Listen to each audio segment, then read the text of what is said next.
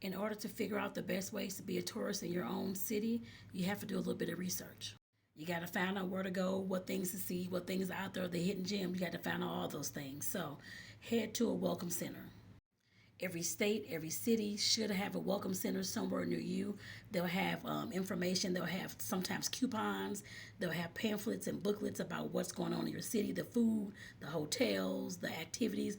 They'll have all that because I just went to the one here in Southern Arizona and got a whole bunch of stuff. And every city or should have one of those guidebooks, meaning that they have a book with all these it's like a coupon book that has all these coupons about activities and all that kind of stuff in town. Like I said, definitely there's always tons of stuff that you can find in those books that you may not have thought of. Or you can always call your local tourism board and of course ask them and check out their website and find out from them what places are some awesome places that you can visit and check out and to eat, to visit, just to experience and to be a tourist in your own town. They can also give you that up to date information about what events or activities are coming up next. So, be a tourist in your own town. This is one way to be.